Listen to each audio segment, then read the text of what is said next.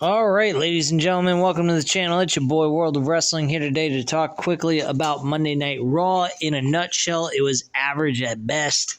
Nothing super spectacular happened here on this episode. I enjoyed the WWE Tag Team title match. I enjoyed the two promos with CM Punk, Cody Rhodes, and Seth Rollins and Drew McIntyre. Those promos were pretty good. The rest of the show is pretty average at best, like I just said. So I wasn't really tuned in to the whole show per se. I think the WWE Tag Team title match was excellent. I think that should have been actually the main event, if anything. They could have done the promo with Judgment Day and R-Truth later on in the show, or earlier in the show, and had that as the main event. Yeah, I mean, not a whole lot to speak of on this show overall in my book, but let's get into it. First thing that we had was CM Punk addressing his tricep injury. It was actually injured once again. He injured it in AEW last year, I believe it was, or in 2022. He has been having a series of injuries, which is starting to make me worry that he's injury prone, and then he may want to consider retirement altogether. Because at this point in his career, he can't continue to keep enduring so much damage to his body, as well as going ahead, and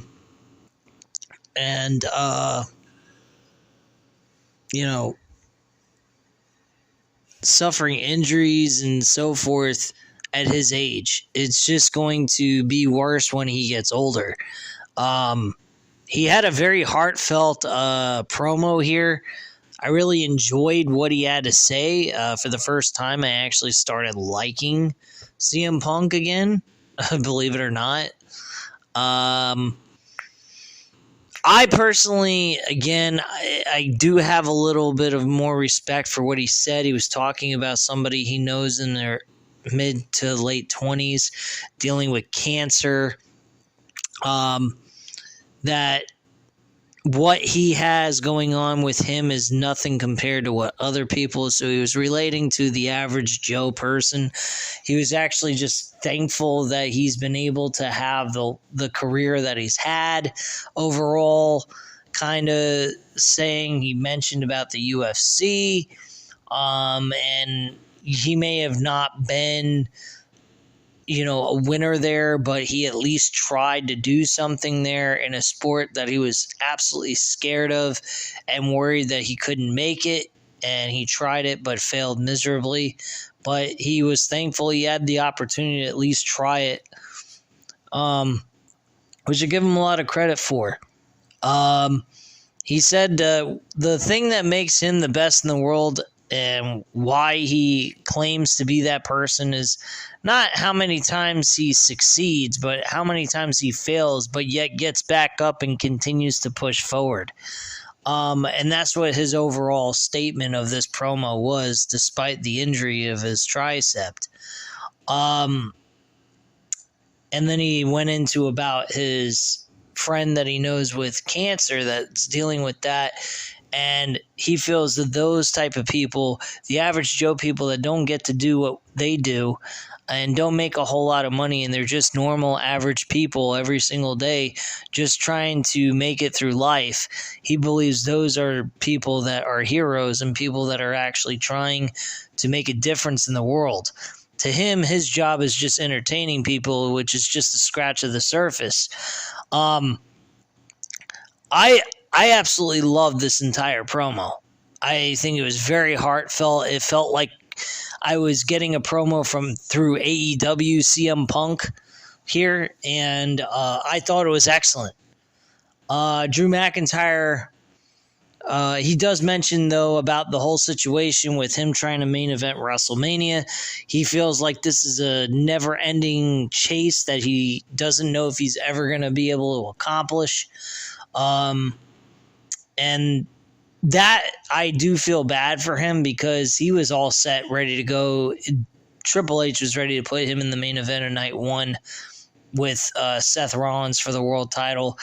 I mean, at this point, I don't even know if Seth Rollins being world champion is a good idea at this point, because CM Punk was the guy he should be facing, and now we don't have that match available for us.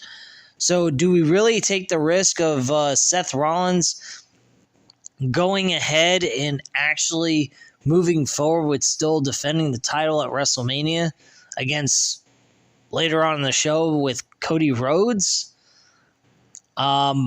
Which is a selling point that they tried to do here in that promo, which I actually liked. I liked how they tried to put some effort to convince people to feel okay with Cody facing Seth Rollins, and they explain why in the promo as well, as to why that Seth Rollins is more of the man of WWE than Roman Reigns is. So I actually liked that, and I thought that was a very smart move on their part. Not that I agree with the Cody Rhodes Seth Rollins match being booked. I think Roman should face Cody and run it back, and that's what I think they should do. Throwing Roman Reigns in there against The Rock, I don't really like. I think that's just a force-fed thing. I think they should wait until next year for that if The Rock is still even capable of doing it. I don't know. I just do not feel like this is something that needs to be done right now. I think this is the wrong place at the wrong time, personally. Drew McIntyre then shows up after the promo that CM Punk gave. He explained that he was actually hoping that CM Punk would have gotten injured during the match. And Punk had this seriously angry looking face that I don't know if you could take it as him being him or him selling the promo, but he looked pretty ticked that that's what he was wishing for CM Punk to do, is have an injury.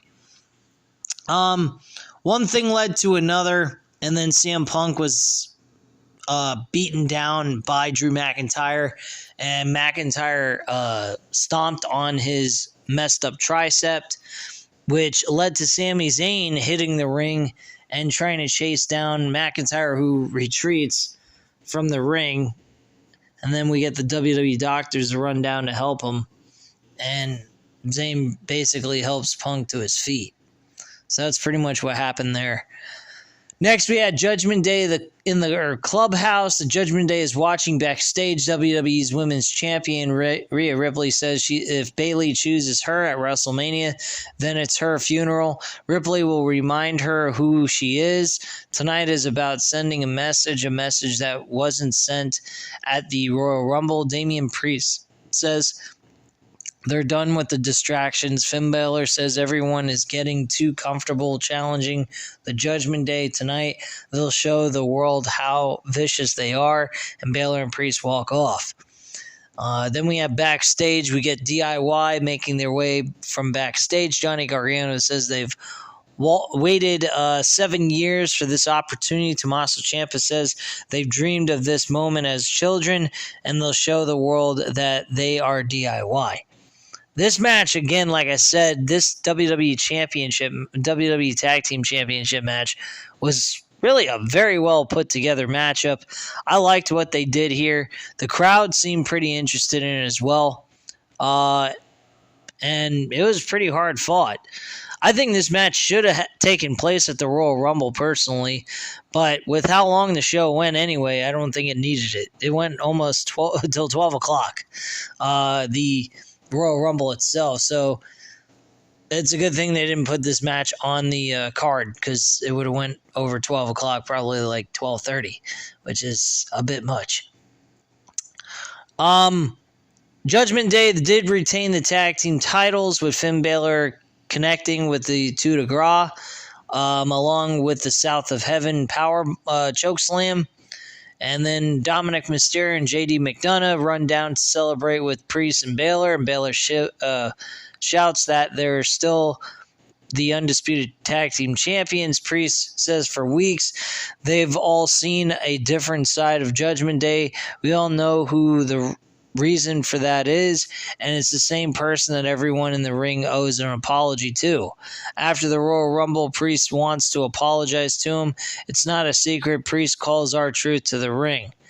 R-Truth comes out and looks a little confused. As usual, the crowd is happy to see him, and they have Judgment Day graphics for him as well.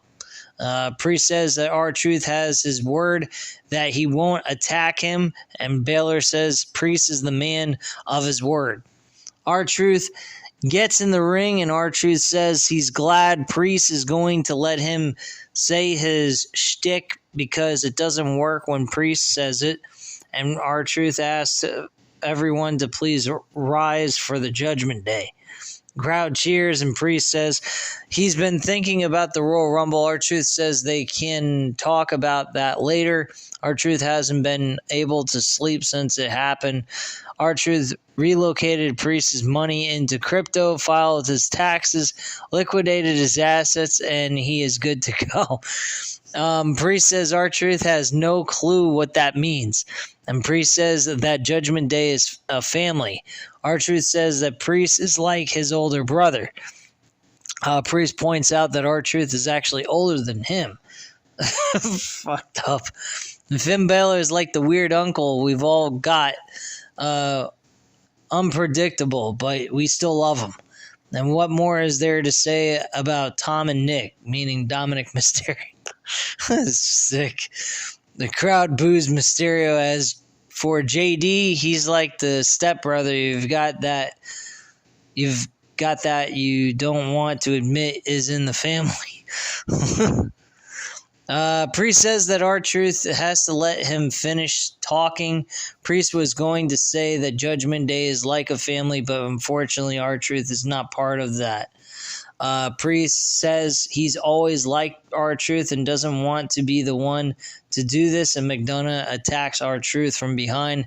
The Miz quickly runs down to make the save, but he's overwhelmed by Priest, Baylor, and Mysterio, and McDonough joins in, and Baylor holds Miz down, and Mysterio hits him with the frog splash.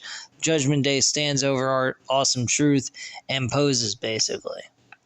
So apparently we might see a tag team of R-Truth and The Miz competing for the tag team titles, maybe at Elimination Chamber or even WrestleMania. I don't know if that's even really a good idea, but it seems like a possible build they might do. Who the fuck knows? Anyway, backstage segment, we get CM Punk is being tended to backstage.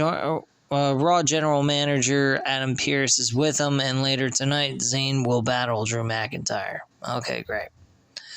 We got a tag team match with Shayna Baszler and Zoe Stark versus Chelsea Green and Piper Niven. Obviously, Shayna Baszler and Zoe Stark win the match. Video package is shown some of the highlights coming out of the Royal Rumble headlines. Blah, blah, blah. The American Nightmare Cody is walking backstage. He'll be out next. This again, I actually like this a lot. I mean, granted, I'm not, again, like I said, I'm not for the idea of Seth Rollins versus Cody Rhodes for the world title as a way of Cody finishing his story. I think this is just a way to pitch to the fans to make sense as to why this match wouldn't be a bad idea, even though it's not set that Cody should be finishing the story with. It should be with Roman Reigns.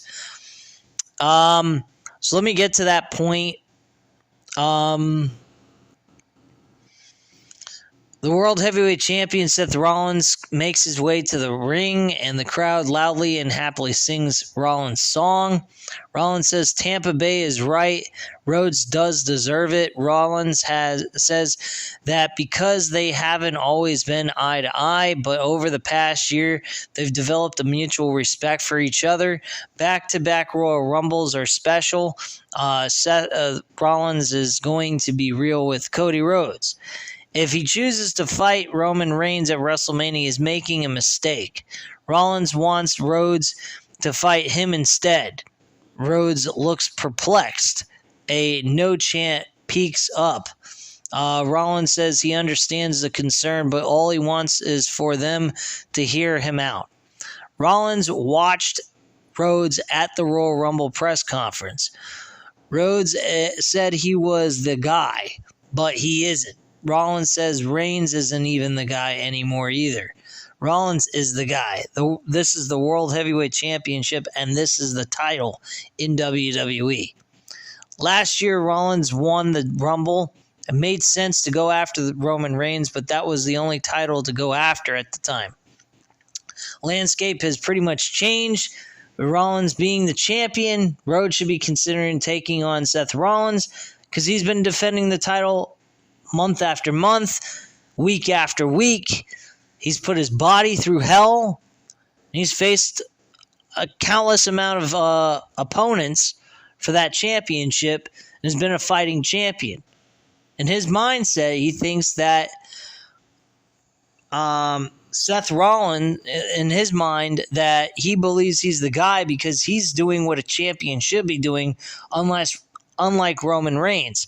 So basically, he came out and said that the WWE Championship's more of the Hollywood Championship belt where it's defended from time to time, while the World Championship is defended continuously, month to month, week to week, anything like that. So his mindset is really, why aren't you challenging me for the title when I'm the guy who's been a real champion while Roman's just carrying around a prop pretty much and just defending it every once in a blue moon and holding the damn title hostage instead of being a fighting champion, defending it at least once a month. So that's his whole operandi and what he had to say, and that was basically a sales pitch for this. I think it was a good sales pitch, but still at the end of the day, Roman was the guy, the only person he could challenge for that championship at last year's WrestleMania. And the truth of the matter is, Roman Reigns fucked over Cody Rhodes with Solo Sikoa. Cody could have won that match. It was a given. And he got screwed. So that's the reason why that match should take place. No matter what kind of sales pitch Seth Rollins was trying to dish out to us, the audience, and the character Cody Rhodes, it still doesn't change the fact that Cody should face Roman Reigns for the title. Straight up. So I liked the sales pitch. I thought that was good. But again, Roman is the guy that he needs to challenge. I don't give a fuck what Rollins says, one way or the other. Cody says he'll think about it. This is just a way of dragging this out to give us maybe a slight idea of maybe he might choose Seth Rollins over Roman Reigns and kind of throw us for a loop. But I don't think they're going to actually go that direction. I think they're going to stick with the direction that they're going. We haven't seen The Rock since that one Raw episode recently, the beginning of January, and that is it. And we're not getting a match at the Elimination Chamber unless something happens on SmackDown this coming Friday and we get some sort of glimpse that there's some kind of hope that we're going to get The Rock versus Roman at the Elimination Chamber. Otherwise, I wouldn't even book the fucking match for WrestleMania, period. If you want to do a slow build towards it and have The Rock versus Roman Reigns at the SummerSlam show, I'm fine with that. If you want to do it for next year's WrestleMania, if Rock can even do it, fine. But Rock versus Roman for the title, don't like the idea. But I do have a small feeling they might go that route since CM Punk is no longer there to face Seth Rollins for the World Championship. And that's what I think might happen. But I'm hoping it's not, and I think they may still go with Roman versus Cody Rhodes. Just my thoughts on that. All right, Kofi Kingston's backstage with Xavier Woods. Kingston says a lot of people think about the funny things the New Day does, but they forgot that they also win titles. Kingston is going to be a 5-time Intercontinental Champion, sure, and I'm a walking dildo. Anyway, we have Jey Uso versus Bronson Reed, 1-on-1. This match ends up being in Jey Uso's favor. He ends up picking up the victory here against Big Bronson Reed. And I got a gut feeling Jey Uso is going to be challenging for the IC Championship either at the Elimination Chamber or even possibly WrestleMania. I don't know. I don't think he's going to. I think he's just going to face Jimmy Uso at the WrestleMania pay-per-view, and that's it. That's just my thoughts on that. But yeah, Jey Uso wins the match against fucking Bronson Reed. And that's that on that match. Nothing really special happened. It was pretty decent matchup. Possible, mid-card pay-per-view match maybe. They built a story around it. But that's about it. We got highlights are shown of Andrade's return to the WWE Royal Rumble.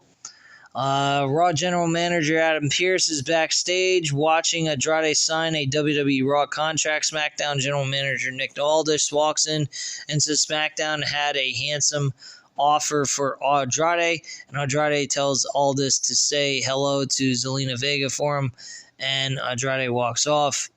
Aldis says he lent damage control, but this is how it is. Aldis' phone rings, and it's Braun Breaker.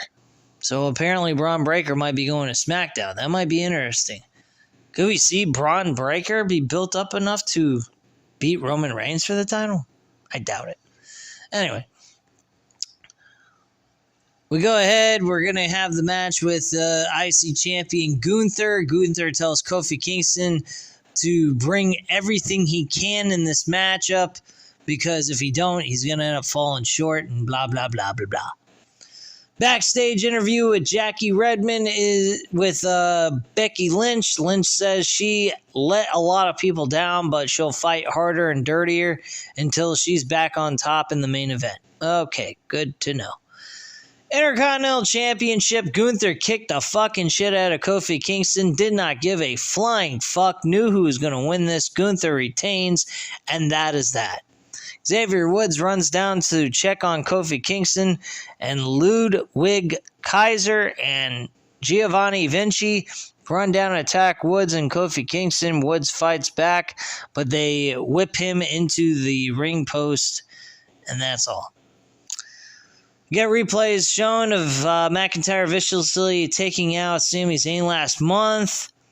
Sami Zayn's interviewed by Jackie Redmond about facing Drew McIntyre, who took him out a month ago, and Zayn says it was hard to be on the sidelines at the hands of the man who makes an excuse for everything. And then Zayn came back at number 30 and was targeted by McIntyre again. McIntyre never blames himself for his problems, and Zayn will give him a reality check.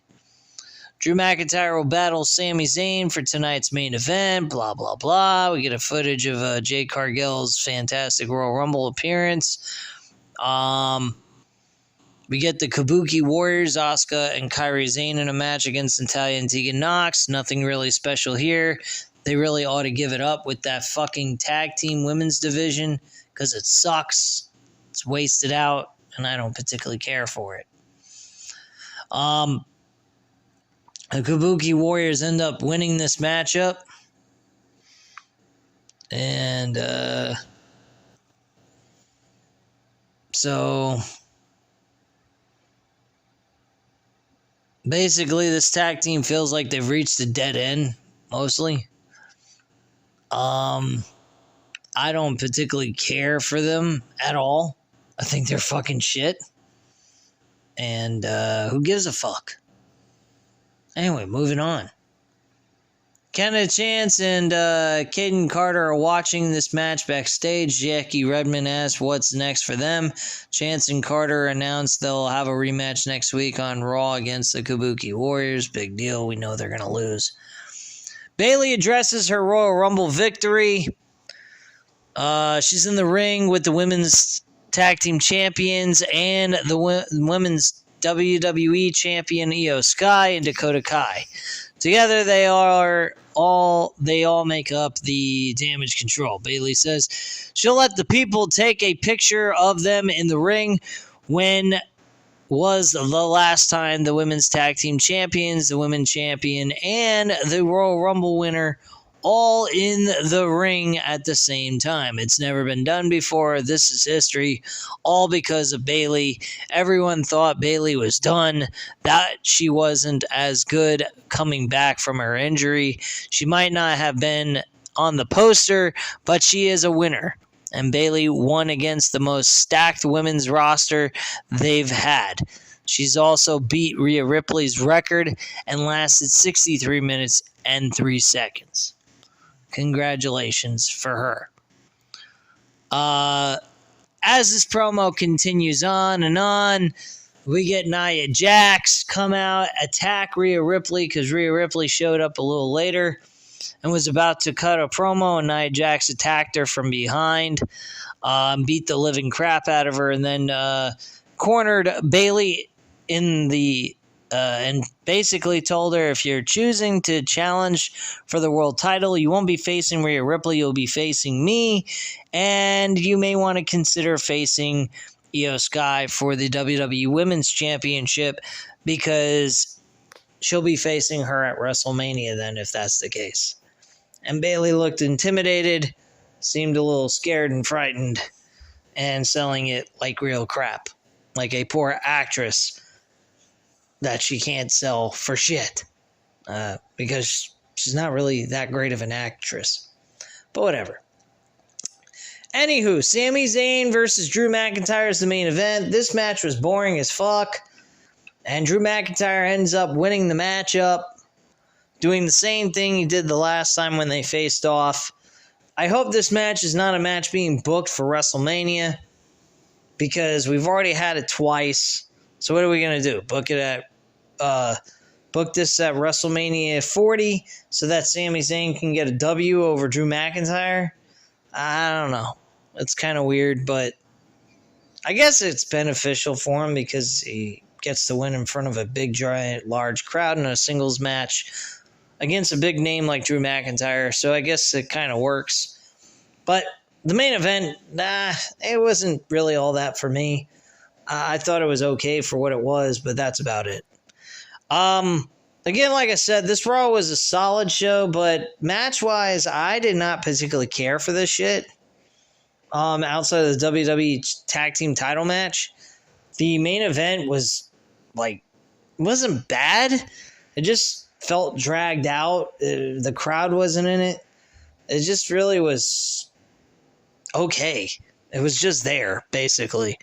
So, Raw was, like I said, just decent overall. I think the storylines that they do are very good, but their matches are not exactly what I would call, super exciting. And maybe that's not their intent. Maybe they're not really worried about producing stellar matches every single time they go out there. They're not doing what AEW does wrestling quality-wise. I think if you take the combination of what AEW does in the ring and combine it with WWE's storyline telling as of late, I think you got a really good show. They're both missing each type of thing that they need. One's missing storyline telling within AEW, and WWE, I think, is missing the wrestling quality that we're looking for to get excited over. But that's just me in a nutshell about this. So I don't know what you guys thought. If you enjoyed this video, though, hit the like button if you enjoyed the video. Hit the subscribe button if you're not already subscribed to the channel. And leave a comment down below. I'll definitely get back to you on that. Thank you guys very much for watching, and have a great night, guys. Bye.